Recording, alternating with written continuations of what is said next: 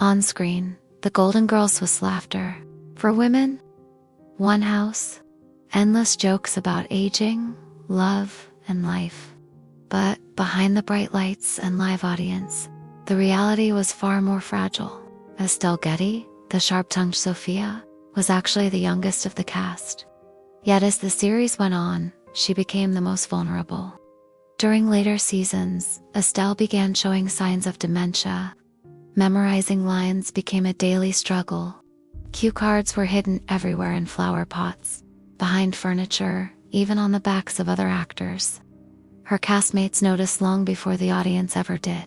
Bea Arthur, who shared a powerful mother-daughter chemistry with Estelle, was especially affected.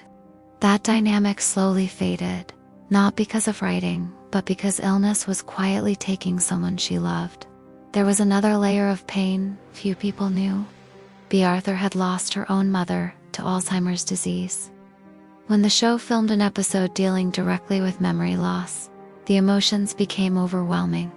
What was meant to be acting turned into something real, shared grief between Betty White and Rhea McClanahan. They weren't pretending anymore. Off-camera, the cast wasn't always as harmonious as the characters they played. Bea Arthur and Betty White had very different personalities and acting styles. Bea was reserved and theatrical. Betty thrived on spontaneity and attention.